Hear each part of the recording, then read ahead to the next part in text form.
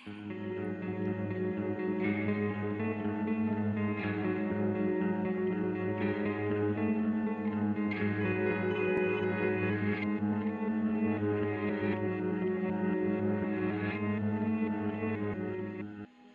aside, Sigmund Freud. Jump back, Joyce Brothers. It's Dr. James Harvey, therapist to the dead. Are you depressed? Are you anxious? Are you lonely? Do you need someone to talk to? No problem, if you're a ghost. You can call them ghosts, if you like, or as I prefer, the living impaired. But the bottom line is, they need help sometimes. Just like the rest of us. Hey guys, welcome back to Spooky Tuesday, a weekly podcast where we're breaking down all of our favorite slashers, thrillers, monster movies, and black comedies on the new scariest day of the week. I'm Sydney Thompson. I'm Monica Height. And I'm Chelsea Duff. And this week, we are continuing Romance Month. It's the week of Valentine's Day, week after Valentine's Day. We might be a little love hungover. We might be needing something that is so nostalgic that it is a safe space. And dear listener, this is Casper. Yes, you're right, Casper, the friendly ghost. The friendliest ghost you know. He really is. That's the thing. Okay, I just want to say, Casper the ghost gave me, Sydney Thompson, who probably saw this at like 7, a really unhealthy expectation in men. That he would stalk you immediately? No, that he is so nice and loving and eventually gets in tune with his emotions after forgetting all of them. He's like, oh, wait, no, I actually can feel things. He makes her breakfast, and not in bed, but he makes her nice breakfast. That's nice too. He is very much an acts of service boy. That's true. Big acts of service boy. But Sid, you're so right. This is a great movie to watch post Valentine's Day, just in case yours didn't go super hot. You know, it's great to regress to 1995 to feel safe again. I love doing that. 1995, a safer, beautiful time where you can say the word bitch like 800 times. Oh my God, a shocking. 13-year-old say piss off and it still be a PG rating. Humor in this film. The humor in this film is so funny and oftentimes problematic, but I was laughing way more than I expected to. I had a wonderful experience. Okay, dear listener, if you did not have a childhood, or if you happen to be a tiny baby, I don't know. Too young, too old, Casper, if it missed you. If it missed you, Casper is an afterlife therapist, and his daughter meet a friendly young ghost when they move into a crumbling mansion in order to rid the premises of wicked spirits. Would we call the uncles wicked or just silly gooses? I guess it depends which character you are. They do some very, very fucked shit. So I would say they're wicked for sure. I think they might just be silly gooses. Or, okay. I love to scroll Reddit, right? Like, oh no. Sure. And Split Crow Soup 2 years ago posted a theory about the uncles. Because, like, what are their names? Stretch, Stinky, and Fatso. Right? Yeah. Like, those aren't real names, even though they have beds, they have everything, right? And so we get a weird theory about how Casper's scare quotes are uncles, but they're not really his uncle. We learn in this film that Casper was the son of a very, very famous inventor. Mm-hmm. And Casper, we think, you know, he haunts his dad afterlife. He stays in, he does all this. Mm-hmm. Casper's dad is like, my son is still around. I'm going to try and make him a human boy again. Mm-hmm. What a beautiful dream. But so how can Casper's dad make him a beautiful little boy again? How does Casper's dad get that red liquid in a nice vial? And that is by sucking the life force out of other people. And that's where Stretch, Stinky, and Fatso come in. That they were Oh just God. random people that Casper's dad basically like sucked the life force out to turn into the red liquid that he uses to make eventually would make somebody a person again. And so that's why the three ghosts haunt the house, and that's why they're like really mean Casper, because makes a lot Casper's of dad sense. murdered him. I think that Yeah. makes a lot of sense. That would also add Usually- fuel to the fire of having the dad go to an asylum. If it's Daddy thinks his son is still alive, you know, it was a different time, so they did put people away for that sort of thing. But if he thinks his son is still alive and he murdered 3 men to suck their souls out to revive him, that would really, you know, seal the deal. Yeah, I don't usually love when people are like, this children's media actually has a sinister backstory. What if the Rugrats were all dead or whatever? But like, Oh, I fuck kind that of theory. vibe Fuck with that You know theory. what I mean? Like the This would idea make that sense. luring people in and making little beds for them and giving them mean little nicknames or whatever, and then just juicing them, I can get on board. This movie is sinister enough on its face that I can believe anything. Honestly, a lot of fuck shit happens like on the page, so the backstory can be even worse. So I love watching this movie, but I always watch this movie for like fun or background noise, and I haven't really like sat down and actually watched this movie like I would for this podcast. And this movie is so dark for like movies. Like, here's the thing, it's really dark. It covers a lot of like deep topics, but it does Yeah. it really well. I think. Like, I still think it holds up.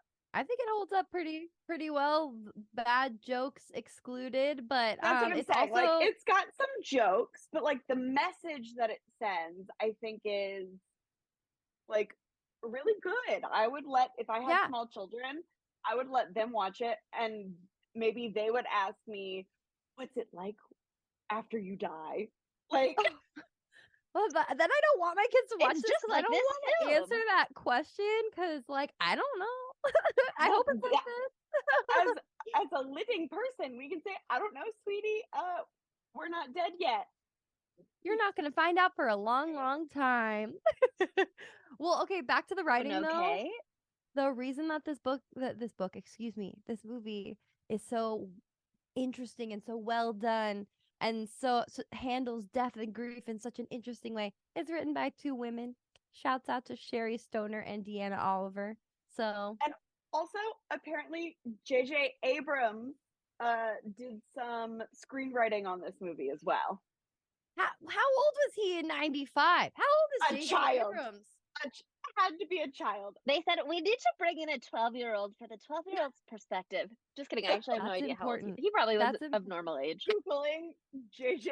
Abrams. J.J. Abrams feels 40 to me, but I don't know. Maybe he's older than Oh, that. wow. He's aging gracefully. Good He for was her. born in Him. 1966. What? He was in his late 20s, had to have been. Maybe early 30s, 90s. Great time to work on Casper. That's my No, age 95. now. He would have been late 20s. It's beautiful. It's a beautiful era. I always picture when I think of him, I think of Dan Levy. I pick. That's what I realized was It's the happening. glasses. I was picturing Dan Levy, but J.J. You know what? Abrams. I see the What do you- resemblance though. You see what I'm talking about? You see what I'm talking about? It's the glasses. I was like, what? He's not 60 years old or what? I don't know. But yeah, written by 2 women. It's amazing. But you're so right, Sydney. It like handles some like really fucked up topics, and it does it like right off the bat. Besides like the funny intro, which is very like Goosebumps-esque with the 2 boys trying to get the There's photo. a I love lot that. of references in like the start of this movie. The cameos too. My God. Right? So many cameos. Yeah, I was like, this is star-studded. It's incredible. But yeah, like pretty soon into the beginning of the movie, after it's established that what's her name? Kerrigan. Kerrigan, excuse me. Which is what a great name. What a great name. What a bad bitch. Sorry. Kathy Moriarty is so hot in this and she's wrong, but is she? Like, she's doing it with swag. Okay, but speaking of Rugrats, this is kind of what I think Angelica Pickles' parents, like that their dynamic would be in person. Oh my Like God. that Stop. Kerrigan would be Mrs. Pickles and then like Dibs would be Drew. Know what I mean? Like I just get that like dynamic vibe. They have Boss bitch, such pathetic little worm of a man. She calls him a worm Yes! like 2 or 3 times. I mean, I'm very, gonna start calling men worms after Kerrigan. Thank you. flaccid little worm. yeah, Flaccid Dibs is The fact that they were allowed to say flaccid is I think flaccid is a perfectly innocent word to a degree. but I miss it's when they so- said flaccid in the movie, and I'm okay with that. Here's the thing. Flaccid in itself, innocent enough. But when a child, think about like a small child asking their mom, Mommy, what does flaccid mean? Not PG. Not ideal. Not ideal. But Dibs is definitely one of those guys who's like, yeah, step on me, mommy. You know what I mean? So I he think he really likes likes it. it. He's gay Yeah. though. I mean, I yes. think. Here's the thing. Yeah. Kerrigan is a power lesbian and Dibs is absolutely gay. But they're not MLM WLW solidarity. They're like when a gay and a lesbian hate each other's guts. But also love each other. It's like enemies to friends. Do they love each other? They do. They're two people who team up with each other. It's like the spin-off Fast and Furious movie where The Rock and Shaw team up even though they hate each Hobbs other and because Shaw. they have a shared Hobbs and Shaw have a shared enemy, you know? It's just like that. So they team up to get that money, honey. And that's a And great their motivating shared factor. enemy is a beautiful cliffside mansion in Maine. I'm just saying, like, what a great shared enemy. It's so gorgeous too. The house is so cool. I was reading this article and so like they were filming this obviously like 93, 94. But the 94 earthquake hit for like Northridge earthquake for non-Californians. It was a big fucking deal. Shit fell all the way down. I don't know. I was one. I was less than one. So I can't tell you much more about it than that. But apparently like they're like really worried that all the sets that were already built would get totally fucked. But it actually worked in their favor because it cracked the old decrepit house a little bit more and made it look all the more realistic, which I thought was really I fun. love that. Yeah, it was really cool set design. I love a spooky house, and I love that the freaking the staircase railways are like piranha themed. Iconic. That was cool. Beautiful. That was I did love the house. beautiful detail. Yeah. I We've got wasn't a lot like of great houses in a romance month. Yeah, that's true. I wasn't a Casper girly when I was younger. But the 2 things that I really remembered that stuck with me from this film were the poisonous, noxious gas burp, and the part where she goes on the little chair ride later on. And Yes. so I mean the house is sick. I'll say that for sure. The chair ride stuck with me forever, but I always Yeah, wanted to I go on a ride just like that. Like, why wasn't that made into a ride anywhere? I agree. I totally agree. Yeah. Oh, I love that part so much.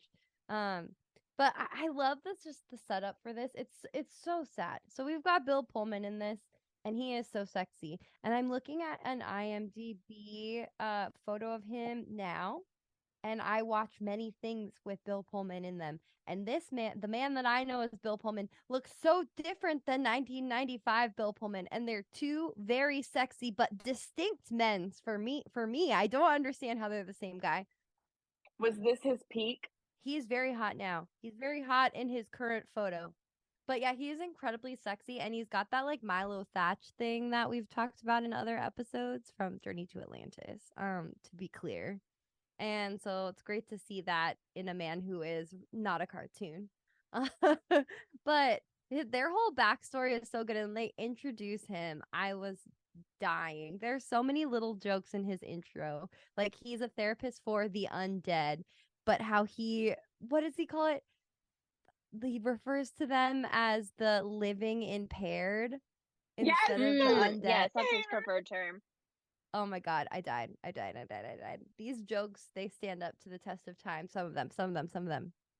A few of them. Gotta get that disclaimer in there. To be clear, I cannot blanket say yes to all these jokes. Whatever one you, dear listener, thinks doesn't stand up absolutely doesn't stand up. We agree with that. Don't make fun of Oprah. How dare they make fun of Oprah? How fucking dare they make fun of Oprah? And also just Fatso's whole deal. There's a lot of things going on there, but do I love Brad Garrett with my whole fucking heart? Oh Jesus, is he bad now? Is he bad? Did he do something bad? Oh, Brad Garrett? No. Okay, I loved him in Single Parents. The way you said Brad, I thought it was gonna be like when, like 13 times on the pod where I've been like, I love this guy, and you're like, really? And I'm like, Ew, oh fuck. You should have tone immediately. No, Brad Garrett is perfect, and you can never tell me otherwise. I will not accept any other reality. I'm so sorry. You're talking to a huge Everybody Loves Raymond girly. I grew up on that shit. But I mean, Brad Garrett's voice is like, does he do a lot of voice acting? Because he should do every role of every cartoon.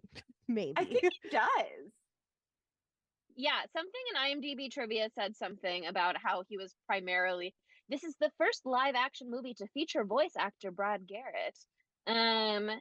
So he's done a lot of voice acting, doing cartoony, like actual other fully animated stuff. But his next 5 live action movie voice roles, so he made this kind of a thing afterwards, I guess. He also did Garfield, Underdog, Teenage Mutant Ninja Turtles, Out of the Shadows from 2016, and Eeyore from Christopher Robin 2018. He's been busy. Wow. But in the new one, the 2018 one. Wow. I don't know. Okay. I need to hear his Eeyore. That's something that I must experience. He was the Easter Island head at night at the museum. What a guy. I'm a big Eeyore girly also. So this like Everybody Loves Raymond Eeyore crossover right now is changing my life. But okay, speaking of the animation, the voice acting, all that shit, I love the animation in this movie. And like all these articles I read were like, the animation stands the test of time. And I really think it does. I think they did, because they went like full cartoon with the ghosts instead of trying to make them look like a guy, an actual guy. I think it like really holds up. And there are a lot of comparisons to Who Framed Roger Rabbit, which I think is such a fucking brilliant movie. I just watched it like 2 weeks ago. The best cartoon, like human movie ever. That and Space Jam. But yeah. Yes. But not the new Space Jam. We don't speak of the new Space Jam. This, like, I don't know. I think it was really, really effective. And I like how bulbous everyone is. Like, everyone's so bulbous. Like, Casper is a very bulbous boy. So I was with my cousin Lucy, and I told her, I was like, we're recording Casper. And she goes, I need you to tell everybody that Casper looks like a sperm. He does. He looks like Caillou. Made a promise.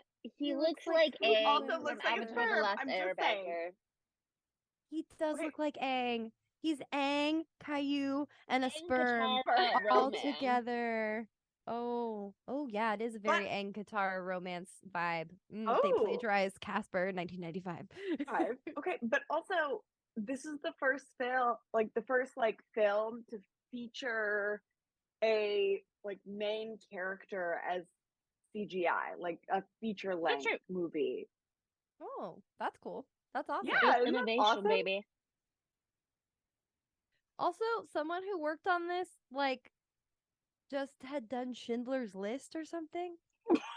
Steven Spielberg was gonna do a cameo, and it only got cut because the pacing was a little weird. Like, they were just throwing shit in here. They wrote the script allegedly as though it were an entirely animated feature. And they were like, yeah, that's a cool vibe. Like, honestly, just run with that. And that's how you got the film that you did. That's why I'm here it's for like it. that. Do whatever you want. And so I you love get it. some ghosts that look like a little sperm, and then you get some ghosts that look kind of like an approximation of a person, but cartoon. And then you get an angel who looks just like a normal, regular person, but glowing. No It logical makes sense. consistency, and I think it works. I think that I have a theory about the ghosts, unless you want to go first, Sydney. Mine's quick. You go first and let's see if ours compare. Oh, okay. I think maybe that when you first turn into a ghost, you look like a cartoon version of yourself. Yes, same brain. Sydney and I on the same page. And then over time, you lose your little wig and your little lipstick and your little eyebrows and your little glasses, and you turn into a sperm. Exactly. 2 brains, 1 brain cell. That's us. I mean, it fits with the whole you're forgetting your memories, you're forgetting your life. It happens so quickly. Blah blah blah blah blah. Like, I mean, physical manifestation of that, sure. Totally. Oh, I mean, let's get into the grief of it all. Haha. Sorry, it's gonna be sad. Sydney and I were talking before this, and we're like, "Dear fuck, I cried." But anyway, the beginning, even like when they're introducing Bill Pullman's character and Kat. What is his name? Dr. Harvey and Kat. Kat is Christina Ricci. It's so sad to see like how they're both like grieving and they haven't figured out how to do it together. Like Dr. Harvey, he's so sweet and he has good intentions, but he's completely like fucking over his daughter's life in this pursuit to find his wife again in her ghost form just so he can see her again. He's like tearing her from school to school. He's all over the news. It's embarrassing for Kat, who doesn't believe in this shit at all. Like, ugh, it's like a lot. There's like a lot of stuff going on underneath the fact that it was written to be a cartoon. Well, and also think about it, it's the early 90s, and he is playing a ghost therapist. And therapy is just now, I think, in the 21st century becoming or are we we're the 21st century. Becoming normalized. So imagine what it was like in the 20th century, in the early 1990s. That bitch is getting made fun of at school all the time. She's like, your dad is a ghost therapist. She's Your not dad's making a friends at therapist? Gross, school. disgusting. Oh, and She's he's not a making therapist for any friends at ghosts? school. And he behaves as though he has never actually seen a ghost before. And she doesn't believe in ghosts, which tells me she's for sure never seen a ghost before. So I have to wonder, how is he making his living? Was he a normal therapist before, and this is a career change? What's his deal? What's I happening have there? questions, Dr. Harvey. He did go to Johns Hopkins though, so that's a throwback to the curve. I love that. A through line, a clear reference. I definitely think he has never seen a ghost before, but I do think he was a therapist before because he made that joke that was like, "It's your hour" to the ghosts when they were like talking about stupid bullshit, which is I thought was a classic therapist joke. But yeah, I I think mean, he's just fully is trying to find a way where he can just search for his long lost love full time. I wanted to see more ghost therapy, if I'm being honest. Well, it wasn't therapy when they did karaoke, but I did love it. Karaoke is that. therapy. I am so sorry to break that to you, but you go No, to that is you true. go to karaoke. That's therapy, baby. It's true, but he was trying to be the therapist, so he wasn't serving them. But he was working through some shit for sure. He was making besties he'd never had before. He was like, I forgot what it is like to have friends. And honestly, he did kiss them all on the mouth. Well, he kissed 2 out of 3 on the mouth. And I do Which think God. they're in a polycule now. Oh my God. Well, we're already going there. I have so many thoughts about that whole part. I mean, I think one, I like Sydney's theory that she got from Reddit that they are all just 3 men and that they're not brothers, because I think they're all boyfriends already. And I if think there it's is like any uncles in the old timey, they're a gay couple in the kind of Old way. Testament sense, okay, yeah. I think definitely that's already the vibe, and I love that they're like, he's hot. Let's bring him into the mix. You know what I mean by killing him. I think that was fucking brilliant. But I know that we're like skipping all around, but something that I have to bring up is I really love the opening sequence before they get Dr. Harvey into the mix, before Kerrigan and Dibbs get him in the mix. They try a few other options to try to exorcise the ghost out of there. And one of them is they bring in this priest, and the priest starts talking, and I am like, this is a voice that I know so well. This voice is inside of my soul. And I just was talking about Journey to Atlantis. Well, this actor, his name is Don Novello, and he played Vinny from Journey to Atlantis, the explosives guy with the big giant mustache. We Anyway, love I was very excited about that. him. So that's a huge cameo. And then you immediately That have also the apparently guy. that his whole priesthood, that's an SNL character that he does, apparently. Really? Oh, okay, yeah. That So, like felt that like and Dan Aykroyd something. doing his Ghostbusters thing, that was like the same kind of dealio. That felt like a bit. That felt like a bit for sure. I love that. You got to commit to the bit. I love that. It's gorgeous. Also, I just have to say, can a school just commandeer your house for a dance? Because I was super mad during that part. I was like, if my parents, if I like didn't even offer my house, and then all of a sudden I was like, hey, so my school wants to do the party here, my parents would be so fucking mad. I think if everybody raises their hand, it's They legal. took a Like, vote. I'm just saying, like, that's the democratic That's way. true. Everybody It was voted. overruled. You They can't didn't like need to provide anything other than the space. They brought their own DJ equipment. Well, and here's it the looked thing. like they decorated it for Halloween, but it was just dirty as shit. If you live in a spooky house, you should just assume that hosting Halloween parties comes along with it. Like, that's stupid. It's the honor Stupid. and the privilege of having such a home. Yeah. Exactly. Yeah. Also, I understand that now. speaking of like all the weird little cameos that happened, who was the medium in Poltergeist? What was her name? Zelda, yes. Yes. She did like a little cameo in, but it was cut for some reason. No, that would have been Yeah, fucking hilarious. They were doing all kinds of adult spooky adjacent cameos in this. They were just throwing shit in there. They said were this is absolutely a wildin'. children's movie, but you know we love to have jokes for the adults. There's some good horror references too, like when they get out of the house or get out of the car and look at the house for the first time. She's like, "Oh, it's pretty nice," and Kat's like, "Yeah, for Stephen King," and I was like, "Yeah, he would like Love this." her. It's also in Maine.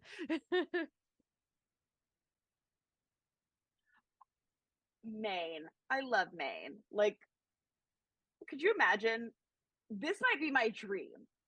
You get called and you're like, hello, I need you to come to my house. And you're like, where is it? And they're like, Maine. And you're like, say more. And then they're like, it's old. And you're like, okay, continue. It's haunted. Oh my God, incredible. That is my wet, hot fantasy right there. Haunted house in Maine. We need to manifest this for you. I've recently come in contact with many spooky girlies on the interwebs who do haunting thingies where they go in the place and they have the thing and it beeps and I don't know what any of it is. You know what I'm talking about, but I don't know what any of it is. But I want to anyway, say Geiger counter, but I think maybe that's for earthquakes. Geiger counter, I think, is for metal. No, it's for radiation. It's for radiation. Yep, because I saw Chernobyl Diaries with Jesse McCartney. I actually saw that in theaters. That's a good one. What a I film. actually recently suggested going ghost hunting for a date idea. Iconic. That would be a great first date with Sydney. I think it would be fun. I'm just You gotta have a lot of options out where you are. So, I mean, you gotta do it. It's the older part of the country, so there's more ancient there's more things to be things. uncovered. um, I also I feel like it's so rare where there's this like hot bitch in the movie who like I don't fucking care what her name is. That blonde girl who's mean to Kat. Fuck her. I love that Amber. everyone fucking can't stand her. I love that. I love that. Usually everyone is Amber. like afraid of that character. They're just like, we don't fuck with you. We don't care about your stupid boathouse, bitch. Bye. I love it. It's great. Put her in her place. But she has no idea. Honestly, good for her. Her skin is so thick, she still thinks she's that bitch. And we Sometimes love it's that. important to be a little delusional. Yeah. It's important. It's very important. She does have that hot boyfriend who looks exactly like Devon Sawa ends up looking. Vic. Sorry, it's kind of confusing. Vic. Okay, but Christina Ricci clearly has a type in this movie.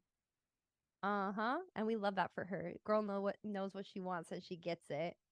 I Kind of. love Christina Ricci's character Kat in this movie is every like young child / up until like 8th grade wanted to be like hardcore goth, right? Oh yeah. The answer is secretly yes. I wanted to be that cool, but I was too scared. That's what I'm saying. You might not have actually done it, but like deep down in your heart, you wanted to be. And I feel like No. Kat is I revealed kind the of My like, Chemical Romance girlies. see, I feel like Kat is kind of what was like parental accepted of like being kind of like a goth emo girl where you're like, I'm goth, but you are not at all goth, you know? And that's Kat. She's got the She tude. Yeah.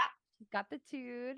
She's got the hair. She's got the like oversized Henley, oversized jeans, and like Mary Jane Doc Martens. So there you go.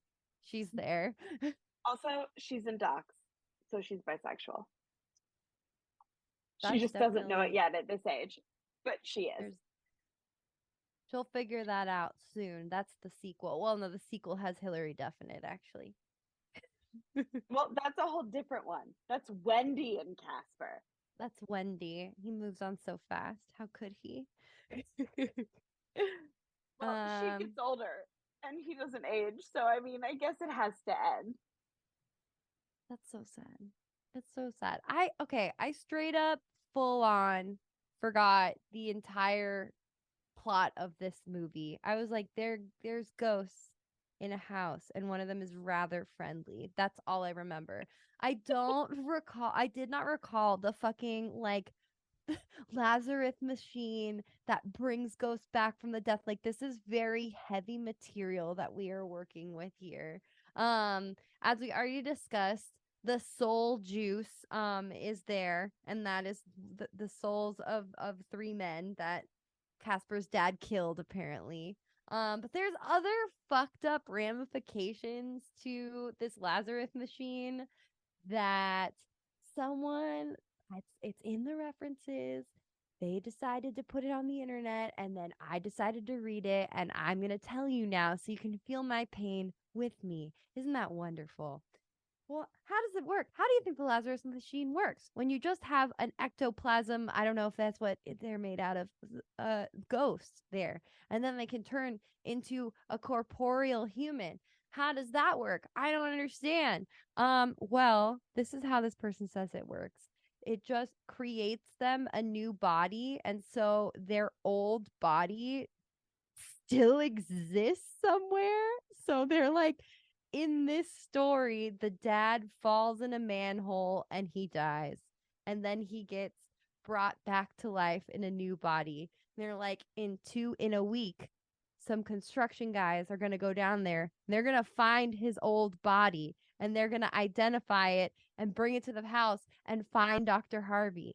And I'm just like, who the fuck? Why? Why would anyone think about this? Then they're like, inevitably, if Casper was to be reborn, his body is still like in a grave somewhere. So how will they deal with the law on that? And also, will he visit his own grave? And I was like, you should be killed. I'm sorry, you shouldn't be Okay, but killed, but here's you the should thing. not speak. Okay, but here's the thing. I read theories based on the baseball that we see later in the movie that Casper considers his treasure. It's signed by, I don't remember the baseball player's name, but it's a Dodgers player, and that player was in like 1962. So Casper was born sometime in the 50s, right? Like that's Why does when his dad look like like a 1930s businessman then I in don't that know. picture? I have questions about that as well. I was like, wow, how old is Casper? Is this one of those?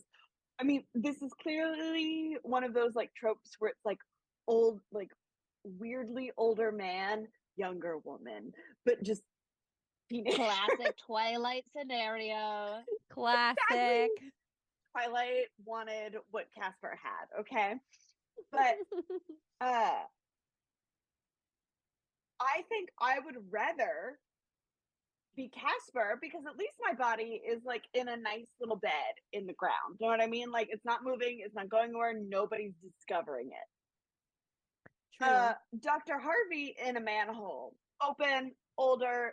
If somebody finds it, they're gonna have questions, right? They Know what might I mean? just pour Like concrete right over it or something, though. I mean, construction. I don't You actually. don't That's pour probably not what they do concrete with in a manholes. manhole. That gets you to the sewer or something, I think. They're I just don't closing know. that sewer up for good. Maybe they're doing Let's a new hope. sewer, perhaps. Or maybe now they'll think of this right away and like right after the dance is over and he has that nice experience with his wife, he goes and he finds his body and destroys the evidence. Well, that is weirder. I think. I think probably if somebody found that's way weirder.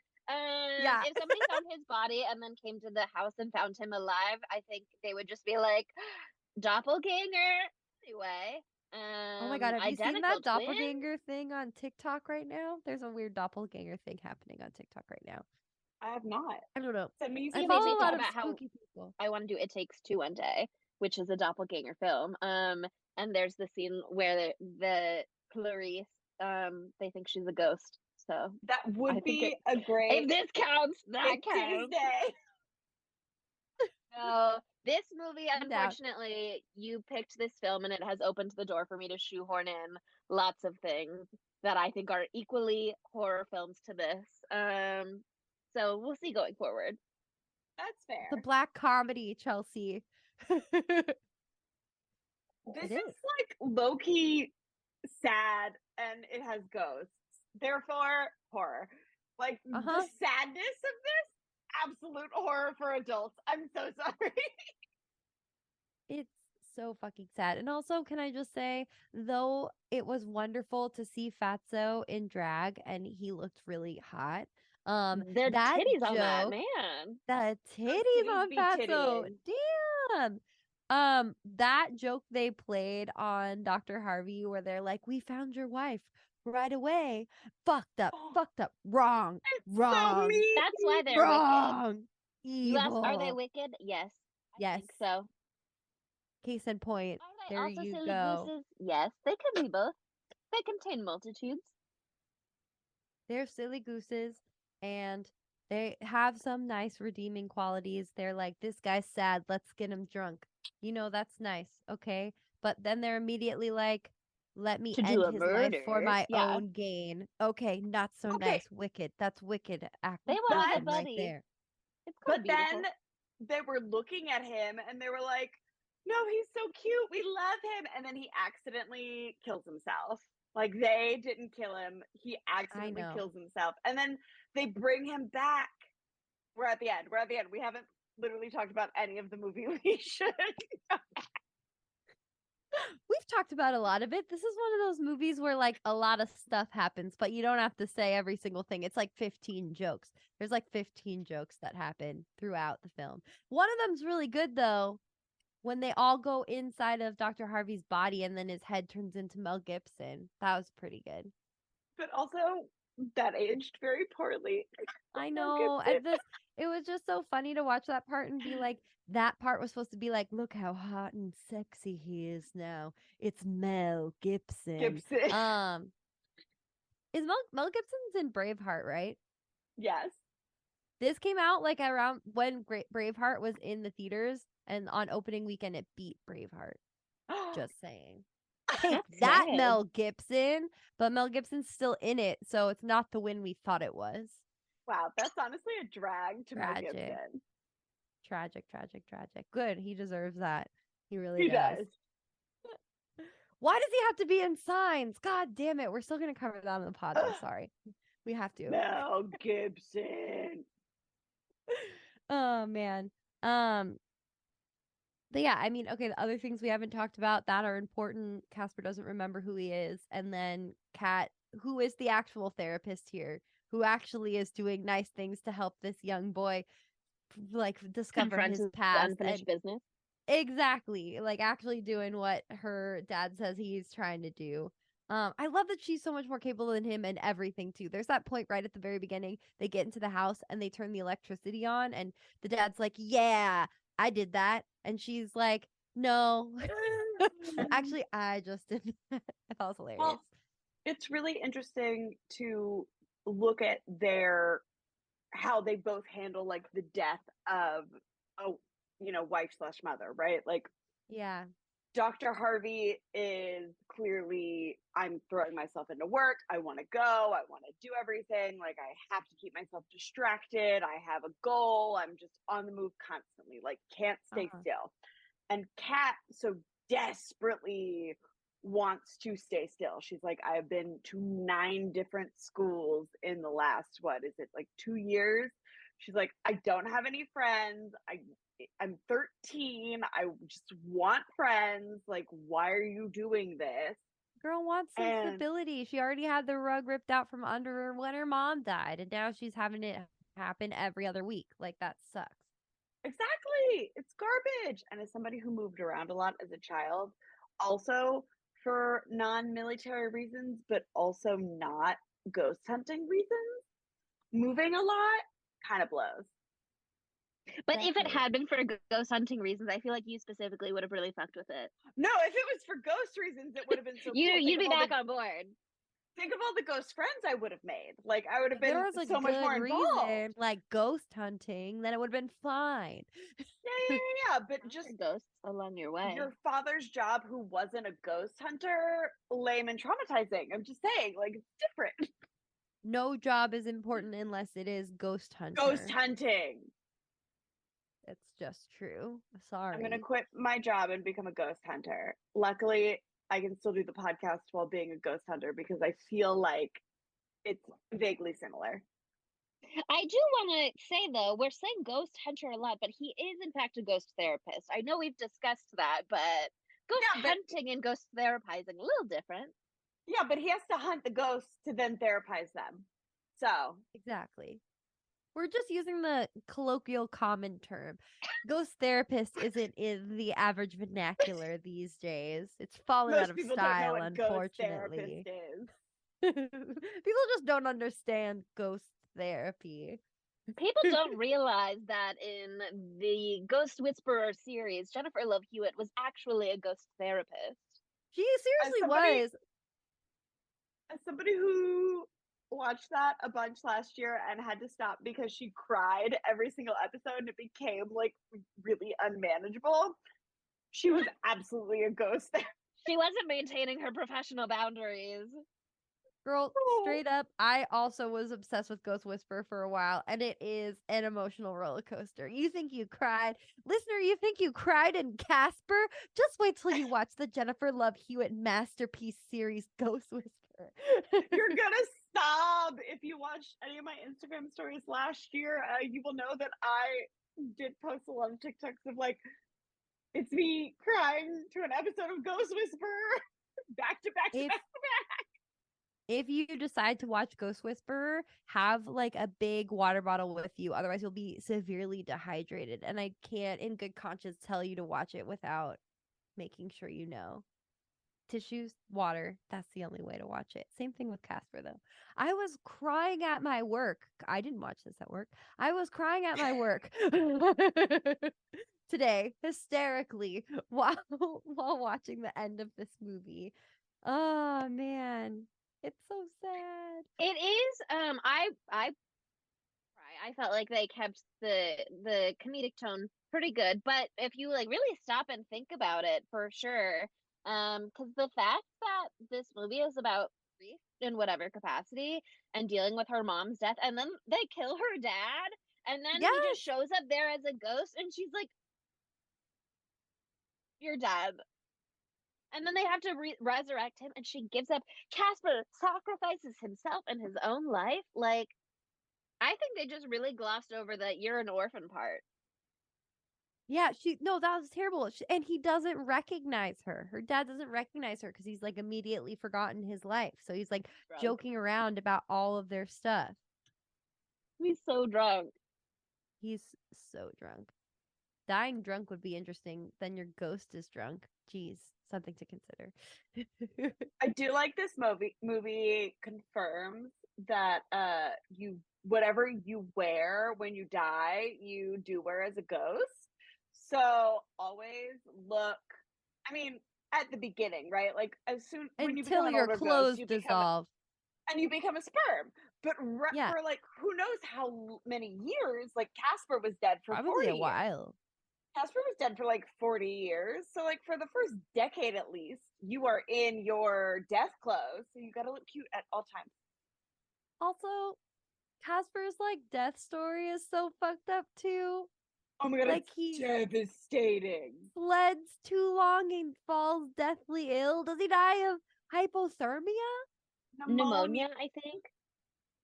Oh, here's the thing. It's he loved his sled. Because here's the thing. His dad, like, he wanted a sled, and his dad didn't want to get him a sled, but he like really wanted it. And so his dad, who apparently lost his wife in childbirth, so Casper like never really knew his mom, and so it was just him being raised by a single dad. My God. And you know, he doesn't want to give Casper this sled, and then he finally does, and then Casper's out there for like the dad calls Casper in, and Casper's like, yeah, no, fuck you, I'm gonna stay out here longer, and then gets pneumonia and dies. That is devastating. It's so devastating. Oh man. And He like, doesn't say fuck you. He says, "Daddy, I love that present so much. Daddy, I love that present so much, I'm gonna kill myself. Daddy, you did such a good job giving me a little present. I can't stop." I love it so much I'm gonna kill myself. Quote Sydney. Daddy, Jesus I love it fucking so much Christ. I'm gonna go out while I'm on top. This is as good as it's ever gonna get. Daddy. Jesus Okay, Christ. but one thing that I Just when do, you thought it couldn't get darker, we take it there. one thing that I will say, there's some similarities in this movie. So you get the parallel of Kat's dad looking like not really moving on with his life because he's looking for his dead wife. And then you get Casper's dad, who isn't really moving on with his life because he's trying to resurrect his dead son, right? And so you get alive Cat and dead Casper, who kind of get to bond over the fact that like they have mommy and daddy issues, you know, which is like They're so both beautiful. caring for their dads. Yeah. Yeah. Also, He literally They're not stays at getting the to house live to their like own keep life his in dad service of taking care of company. their father. yeah. And everybody thought his dad was insane. But also, okay, Bill Pullman's character, Dr. Harvey, is exactly how, like, if I married a man, right? And I died tragically, this is how I want my husband to spend the rest of his life. I want him like ghost hunting, looking for me, not moving on. He like, should be miserable forever. So sorry.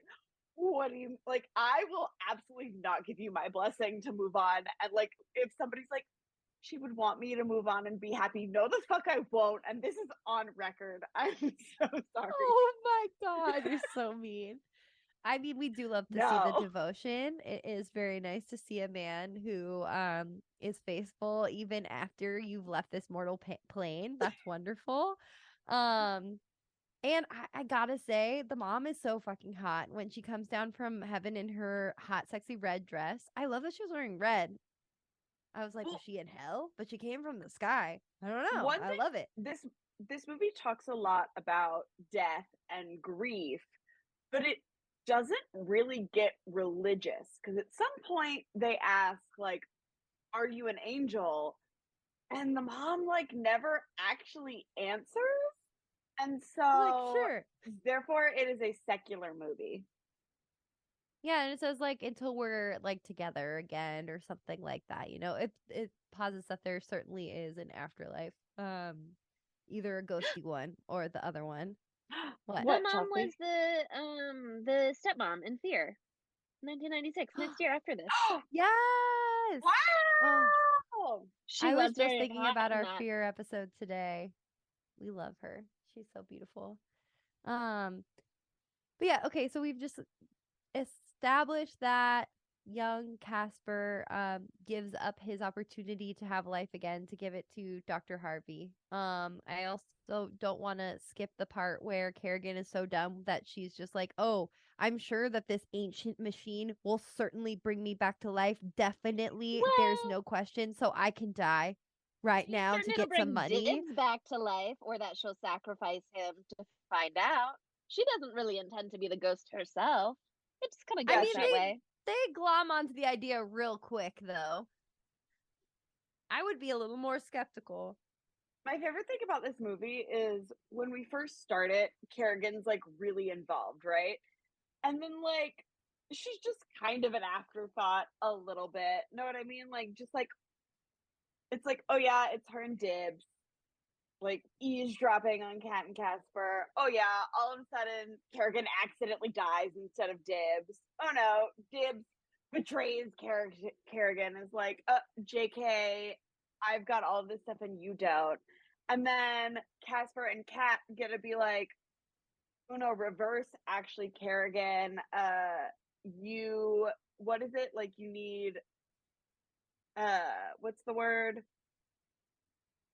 I don't know what you're trying to Why communicate. are they Unfinished Oh. business. unfinished business? And so Yes. they're like, Kerrigan, don't you have unfinished business? And she's like, actually, I don't. I have everything I want. Actually, And then poof, bitch, she's gone. that's And so actually they're where like, they dropped okay, the B word. Yeah. That was solve so that. funny. And like ghost therapist Cat right here. She's doing I literally feel exactly what though the thing. that's so interesting to me the way that that works. And again, I don't feel that there is perhaps really much logical consistency to this film, but I don't like the fact that it works and she disappears, but I feel like you have to believe it, you know what I mean? Because otherwise Casper could just be like, I've finished my business, and then move on if he wanted to. But she really believes it, which is why I think she poofs. Yeah, I also Oh, think that like wanting to be alive can't be your unfinished business really because Well, but they then all want that. his unfinished business though. I don't think so much as like No, I'm not. Amelia, mom, whatever comes and says your unfinished business was that you finally helped your dad accomplish his dreams after his death by completing the Lazarus Machine.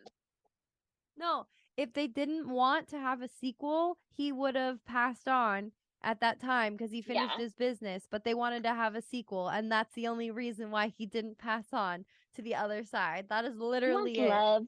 That's what he wants. He does want love.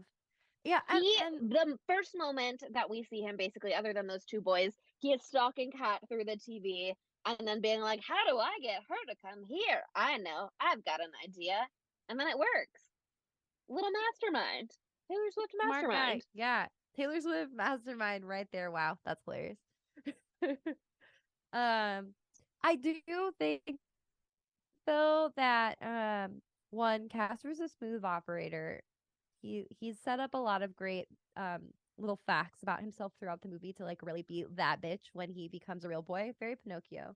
I just have to say though, we love hot mom coming from heaven or whatever, coming from secular heaven. But like As far as rewards go for doing something super nice, this one kind of blows. It's like Okay, 3 You get minutes. 15 How minutes. long Yeah. is that song? Like, what time was it when she granted him this gift? 10 p.m. He took a You long could at time to least give find a little until outfit. midnight. Maybe he came back naked. He had to dig through some old stuff to find a look for the evening. Had to get his like He cute had little to go figure pirate out how to fit do his going. 90s heartthrob hair just right. It took a lot of but he did the 90s heartthrob hair. Like, when you first saw this, right? And we just spent an hour and 15 minutes knowing that Casper is such a nice boy, right? Like, he asks Kat, like, can I keep you? He might be a little weirdly jealous and possessive, but we kind of like that, like, that's fun, that's cute, when she adorable. says that she will go on the date or whatever, he politely, sadly disappears. He doesn't Yeah. meddle. But then, like, we hear his like tragic backstory, and he sacrifices his life basically for Kat's dad. And then we get the scene to end all scenes, which is Casper becomes a real boy, and Kat is at her own Halloween party in her own house, weirdly dressed up in Casper's mom's wedding gown. I just want to throw that out. And real they're quick. like, she's so beautiful. It's the perfect costume. Is it a costume? Is she just Exactly. being a bride? What costume? But we get, how like sometimes we're hot women will get that like slow start at your ankle and like work their way up like body shot. Yeah. We get that for Casper. We get the slow Who is face reveal he? for Casper. But it's like we also get all of the Casper walking through the crowd, and every single girl in that crowd is like craning. She's like snapping her They're neck like, to look at holy Casper. shit. They're like, who is this person in his flouncy blouse and knee-high boots? We love a man in a blouse. And then he like sticks his hand out for Kat to dance, and she, I think, is like, who the fuck are you? But like, yeah, sure, why not? I want to dance at my own house party, And then we see them dancing, and she's like, and then he repeats the line, "Can I keep you?" And you just I told sob you I was good at uncontrollably. dancing.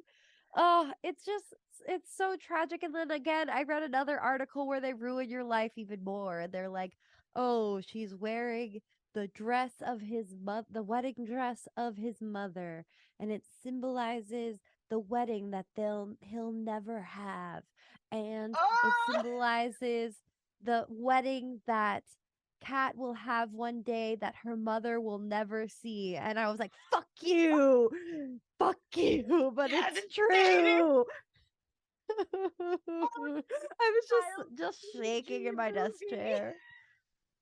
It's so sad because they really do have this like special like young innocent connection. And I remember my crushes from that age. They were pure as hell and they were strong as fuck. And it's just so sad that they have this like for like the theme of the month, this like forbidden romance, this romance that is wrong and it cannot ever be, but they have this like literal one fucking moment, and it's perfect.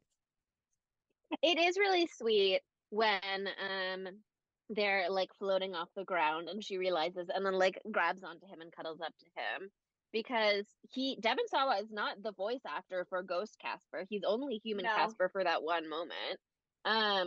But they were doing chemistry tests apparently to find the perfect human Casper, and they picked Devon Sawa because they brought Christina Ricci along, and she got like just all giggly and blushy around him, and so they were like, "Well, he's the one." Oh, cute.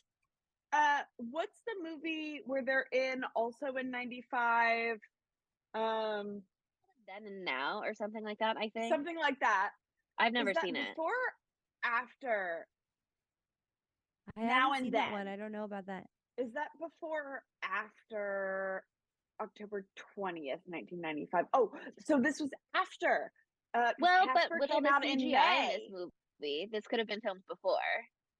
That's what I'm saying. Like, Casper came out before Now and Then. So I wonder if, because Casper came out in May of 95, and Now and Then came out Yeah, in Memorial Day October weekend. I'll never understand of when they release 95. explicitly Halloween set films at random times of the year.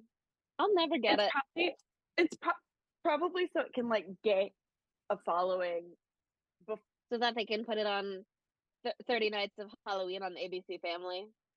Yeah, We've got to get traction before October, otherwise nobody's gonna tune in. we got to get it to VHS before Halloween. So we must release it in People May. can go to Blockbuster and get Casper. Oh God, I Blockbuster absolutely rental rented sales. Blockbuster. I absolutely rented Casper from Blockbuster. Oh no, So I have the beautiful. hiccups real bad. I mean, Yeah, you're seems just that way. emotional from the so fucking emotional. saddest scene of all time. And then you think you're already sad. You're like, oh my God, they're having this sweet embrace. I don't know if they kiss before or after the next part, but there's a sweet, beautiful kiss. And No. it's heart-wrenching. So, Kat clearly, like, they fall in love while Casper is sperm ghost, right? Like, not cute, just amorphous blob boy, right? And little. Yes. What a little guy. A short Exactly, king. a Just short little king. guy. But so, and then, you know, he asks her to dance it, and she figures out it's Casper because he asks her, can I keep, like, he's like, told you I was a good dancer, can I keep you? And so she realizes this hottie is dancing with her, and then they get their kiss. It's so sweet. It's so sweet. And you think that you're already having your most emotional moment, and then they bing bang boom you with having the dad emotional moment happen right then too, where he's finally reunited with his beautiful, gorgeous red wife. Wow, red dress wife. And they have such a sweet interaction. Oh, she's just like, you can't, like, you did everything right. You loved me so good. Like, I had an amazing life, though it was too short. And so I'm not here anymore. You can't find me. And you have to, like, be there for Kat now instead. It was just so sweet, and it's so awful that she's gone, but like it's so must be so reassuring to be like, okay, well, I didn't leave anything unsaid. I didn't leave, like, she knew just how loved she was by me, you know. So I just thought that was really, really, really, really lovely. And hopefully now he'll stop fucking up Kat's childhood. Okay, but I also love how the mom was like, you have to stop making her wear a t-shirt under her bathing suit. Yeah, geez, that's social suicide. It's like, let her become a woman, please and thank you. Ugh, She wants to kiss boys now. We've all got to grow up. we've all got to grow up. And then it ends in the way that all movies in the 90s should end, with an exciting dance number. Not really a dance number. The friendliest ghost. The friendliest ghost, you know. And they're in outfits. Is that like a Little Richard outfit? That Yes.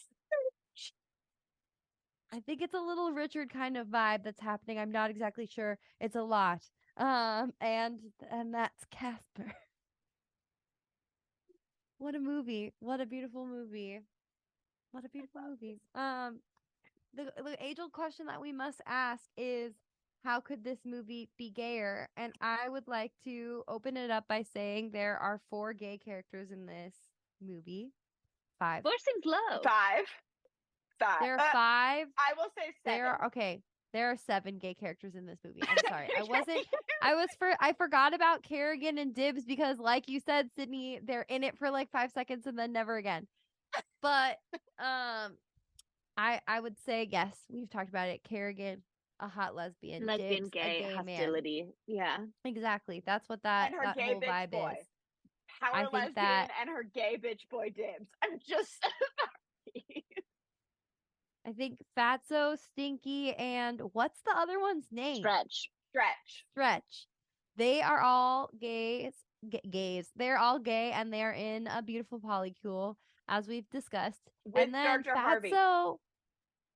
Yes. And then Fatso actually outed Kat as a bisexual early in the film when she is locked in the closet, and they make a very not great joke, but we're gonna say it now. He's like, "We've got ourselves a closet case here," which is a horrible joke to make, but not if he just got the vibe because he's also a gay man, and he's like, we must help her figure out her sexuality. Here's the thing. She's into ghosts, dead boys, and girls. They saw this tween who was wearing lesbian stuff and also Doc Martens, and we're like, we've got a closet case here. They said we call it like we see it. We don't care if it's harsh. We'll be her gunkles. One thing I would like to say. Casper, human Casper, does look like a lot of lesbians. Think about it. That's probably part of the reason that boy could be a lesbian. Damn. How many non-binary lesbians do I know who look exactly like Casper? like Casper in the flouncy blouse. I'm just saying, the good volumized middle part. Oh yeah. To be clear, I have a crush on every single one of the people that I just referenced. But it's a really good look. Non-binary, gender fluid energy. Yeah, it's beautiful. It's a beautiful look. Setting the trend. That was like a novel look in 1995, but that flouncy top, not flouncy, flowy top look is the expected look now here in 2023, year of our Lord 2023. Renaissance Fair core. We're Any other gay vibes that you received? The three ghost uncles, Kerrigan and Dibs, Cat and Harvey. Yes, and Harvey because human Casper himself. Also, human Casper is giving big lesbian energy. If we want to go there, also, I mean, being a mean girl, Amber. Oh yeah, that's mean lesbian vibes one day. Especially if we're saying that Vic looks exactly like Casper, and Casper looks like a lesbian. What does that say about Amber and Vic? That's like another queer couple. You said it. You hit the nail on the head with that one. In this movie are queer. No, straight. You love to see that. Yeah, I can't think of a one. I can't think gay of to one, be an and angel. I won't. Yep. Angels are gay. Certainly. Angels are gay. So the mom, throw her in the list.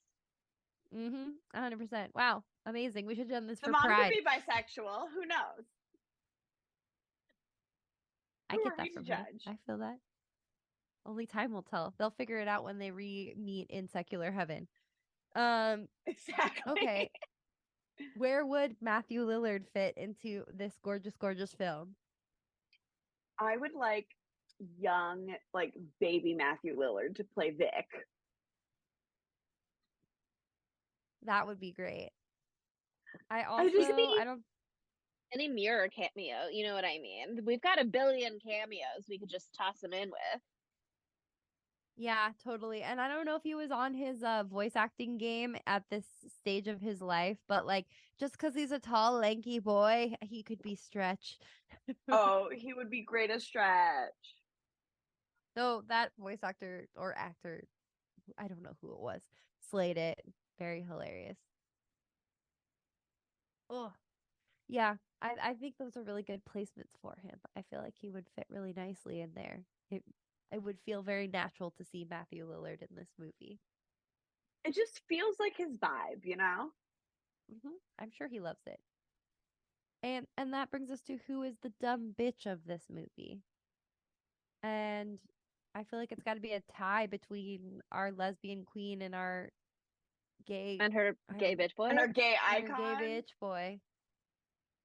I feel like Kerrigan kind of takes it, though, because she's the one that walks right out of her car and to the bottom of a cliff, and she's the one that I mean, it's not her fault when she becomes a ghost, but she does immediately forget her greater goal and how things work. She's the one that plays herself by being like, actually, I don't have any unfinished business.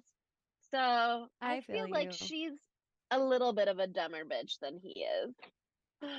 I feel that. And, Again. there's no proof that Dibs dies. He could have been fine. So he might be sitting pretty, living in the lap of luxury after all of these Being shenanigans yeeted have out gone that on. window. Yeah. You never know. He could have landed on something soft. The real question is, who gets Whipstaff after Kerrigan is dead? Who We're gonna inherits have Casper and the uncles? Dr. Harvey and Kat have, good squatters' rights arguments there. They've set up residency. And as Dr. Harvey says to the uncles, possession is 9/10 of the law. But Little ghost joke, also, yeah. I accept that. I accept that. Well, does that bring us to our knives out of fives? Sure. And you might be surprised to learn that this movie was, well, I don't know how much money it made, but critically, it was kind of a flop. Oh yeah. People hated it. It got 6.1 out of 10 on IMDb, but on Rotten Tomatoes, it has 51% from critics, which is rotten, and 49% from audiences, which is also rotten.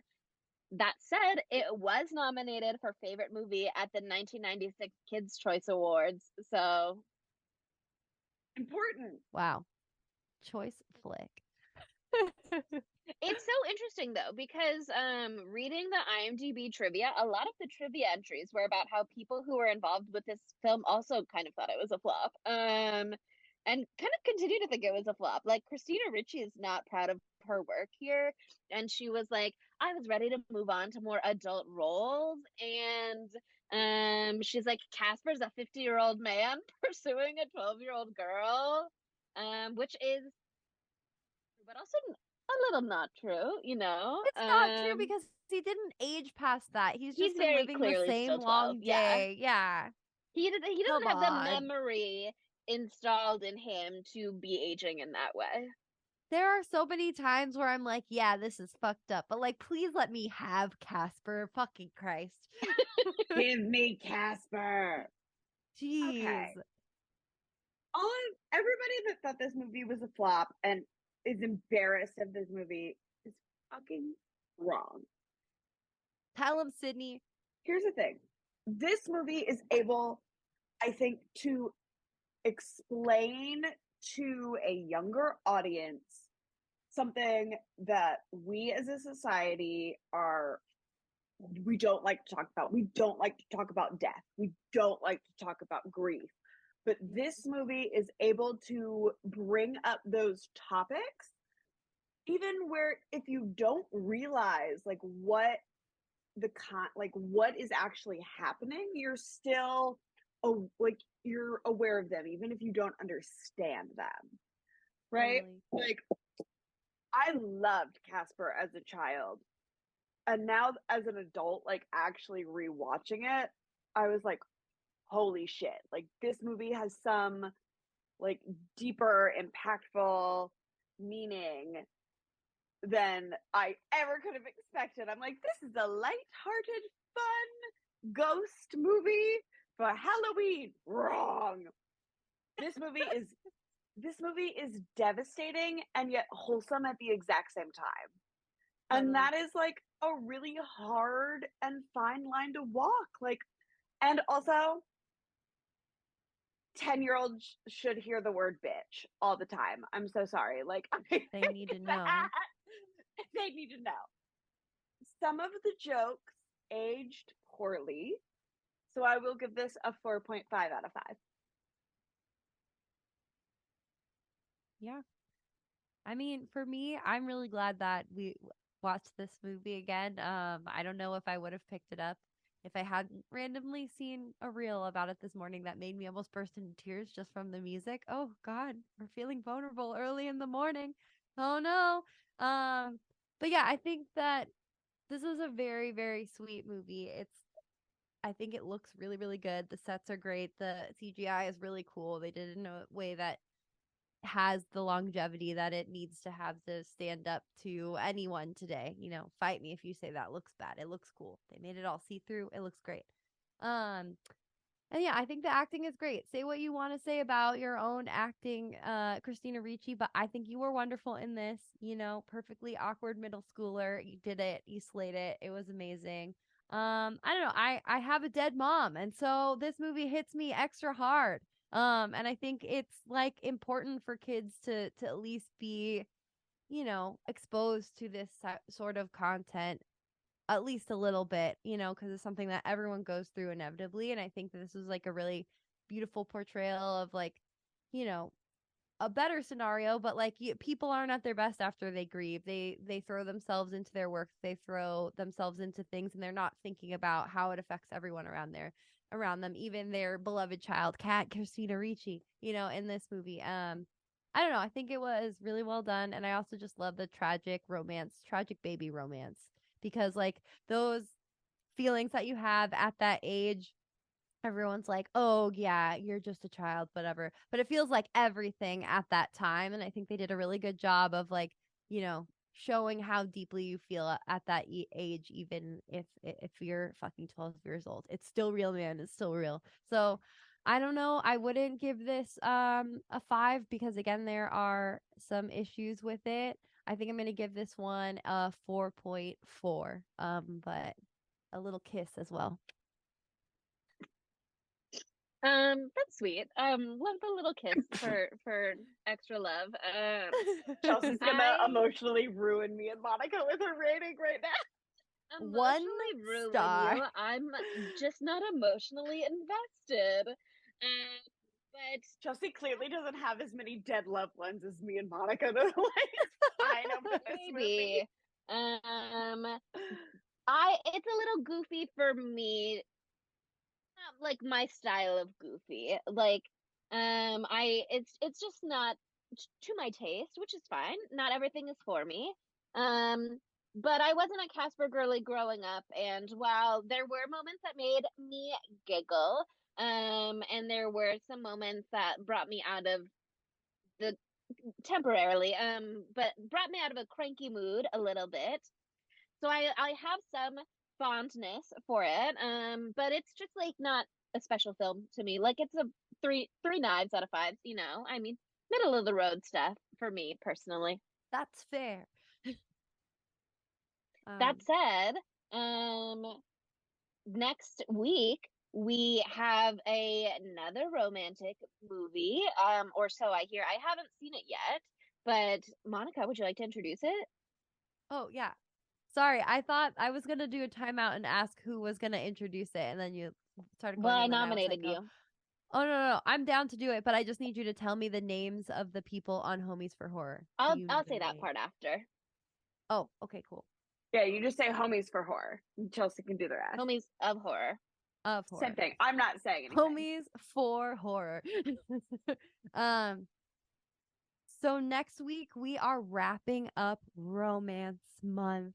Love is in the air, but only 1 week more, and then no more love after that. Actually, we're gonna do ones No that more are romance mean, for the rest of the year. with no love or any of that shit ever again. No, that's not true. At least all movies have some of that. But anyway, we're gonna end with a bang, for 2 reasons. One, we're doing a banger of a film. This is a movie that only I have seen from the 3 of us. It's an 80s movie. It's called Near Dark. It is a vampire western. Need I say more? Come on. That's a I'm sick interested. combo. And And got a it's little from fun. the 80s? Uh-huh. I think you're gonna like it, but again, I've been wrong before.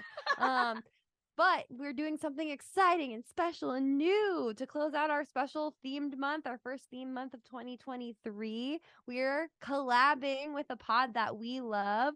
They are Homies of Horror. So Yeah, I mean, we've had exciting. guests before. We've had a celebrity guest, we've had our friends on, we've had authors on, but we've never had other podcasters on from a I know. horror podcast. So it's very exciting. We're looking forward to welcoming Erica and Roshane, and teaming up. we're, we're gonna see how it goes with 5 people. I think it's gonna be fun, and 5? I hope everybody gets to talk a little bit. It's going to be 5. wonderful, and we're going to make new friends, and it's going to be beautiful. And I love to see a melding of minds in the horror podcast community. God, it's just going to be stunning. I'm moved. 5 podcasters chilling on a Zoom call because they all love horror movies. Yeah, Beautiful, but beautiful it might arrangement. be gay, actually. you. So, Who's to say? but yeah, so join us next week to close out Romance Month, and I'm really excited. And it's Valentine's month. There's love in the air. There's a lot of things going on where you could tell us about love and maybe how you love us in a 5-star review on Apple Podcasts. Think about it as you're sending us a Valentine. We'd really appreciate it, and I think it'll make you feel good. I would love a And- late Valentine. Actually, I would love you to profess your love to me at any time of the year, quite frankly. In a 5-star review. Anytime is a good time. And why not follow us on social media? We're at spooky_Tuesday on TikTok, Instagram, and Twitter. And we're also on YouTube with that same username.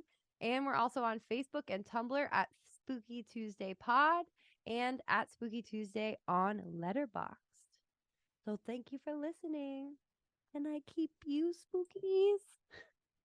Bye, spookies. I told you I was a good dancer. Can I keep you?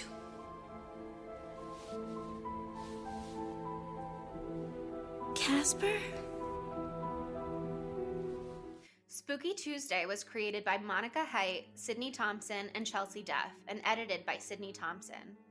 Our gorgeously spooky tunes are all thanks to Tamara Simons, who you can follow on Instagram at Captain Tamara, and our podcast art is by Mary Murphy, who you can find on Instagram at the_moon_OMG.